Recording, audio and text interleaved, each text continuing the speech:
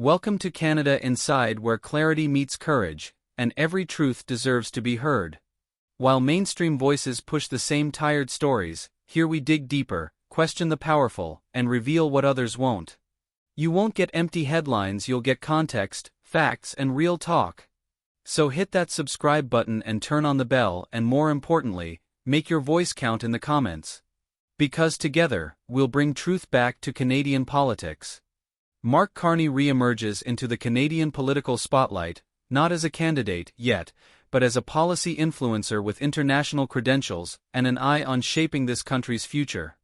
His latest proposition, a shift from consumer-facing carbon taxes to what he calls a more industrial-focused carbon pricing strategy, draws strong reactions across the political spectrum. While Carney's allies frame this as a more efficient, less politically toxic alternative, many economic observers and industry voices are raising concerns about what such a move might mean for jobs, competitiveness, and the fragile relationship between Ottawa and resource-rich provinces like Alberta. Carney's suggestion comes at a time when Canadians are still grappling with the economic strain of inflation, stagnant wages, and rising living costs. The Trudeau government's existing carbon tax has already become one of the most polarizing policies in modern Canadian politics. While the intention to curb emissions and incentivize green innovation appeals to environmentalists and international climate advocates, the execution has raised red flags for families, farmers, and businesses. And now, Carney proposes to double down, not by scrapping the idea, but by shifting the tax burden directly onto industries. For many Canadians, especially those working in energy, agriculture, and manufacturing, it's hard to see how this pivot solves the real problem. What's more concerning is how this industrial carbon pricing system is expected to function.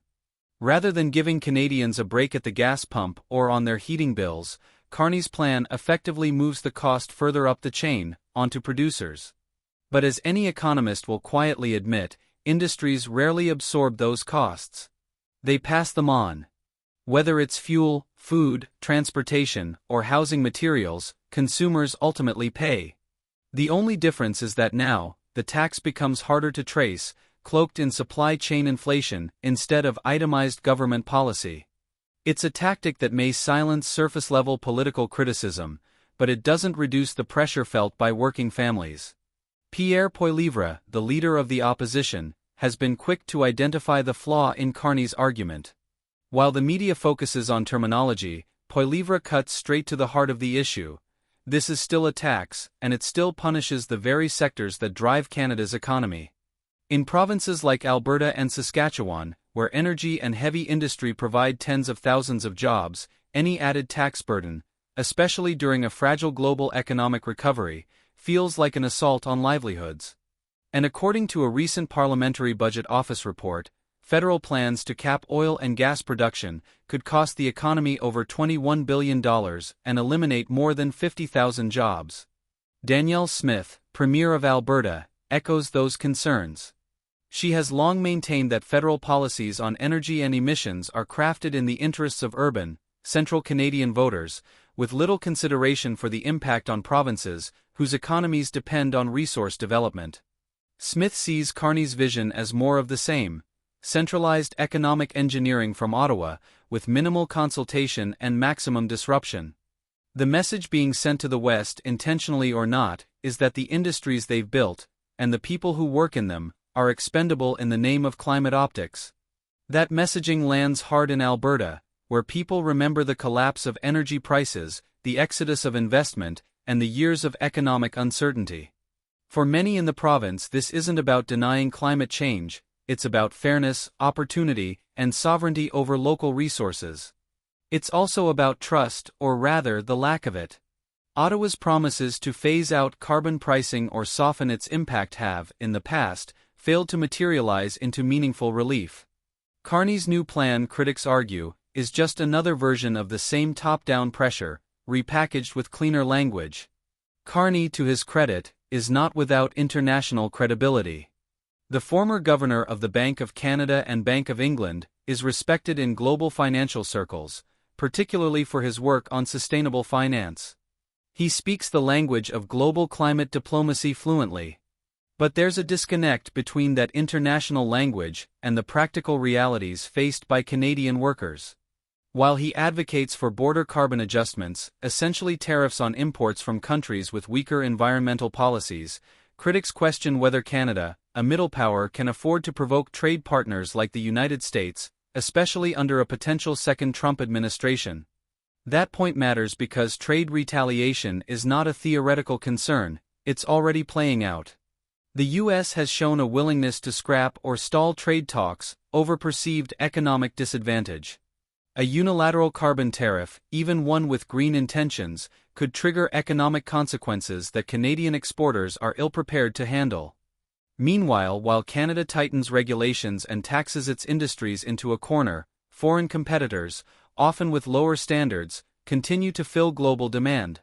The result? Canadian production slows, jobs vanish, emissions are outsourced, and consumers pay more for everything. Supporters of Carney insist this is a bold, necessary step to meet climate targets.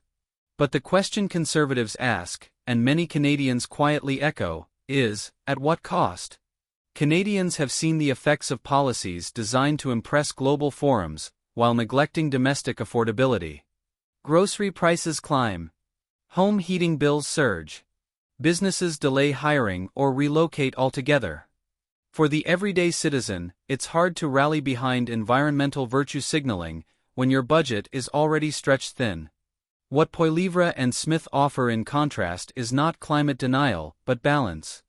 They acknowledge the importance of environmental responsibility, but insist that it must be pursued alongside economic growth, not in opposition to it. Their message resonates because it speaks to real-world consequences.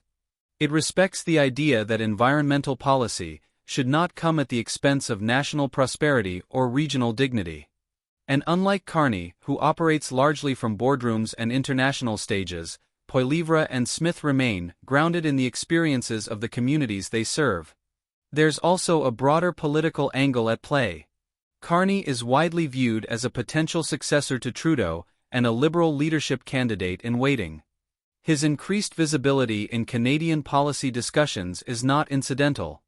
By floating ideas like the industrial carbon tax, he tests the waters, gauging public reaction and shaping the narrative. The backlash from Conservatives, and the careful silence from some centrist Liberals, suggests the issue is far from settled. In fact, it may define the next federal election.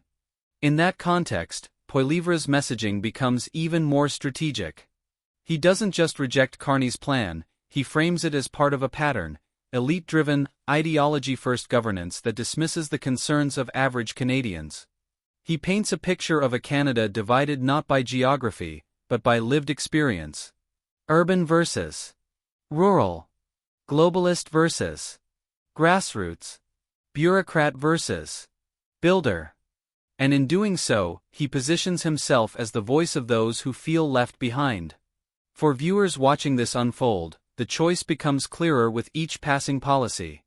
One path leads to increased taxation, regulatory burdens, and centralized economic control in the name of climate ambition. The other promises fiscal restraint, economic autonomy, and a commitment to national industries and working families. Carney's plan may appeal to global institutions and downtown elites, but the question is whether it works for the average Canadian trying to make ends meet in Red Deer, Prince George, or Fort McMurray.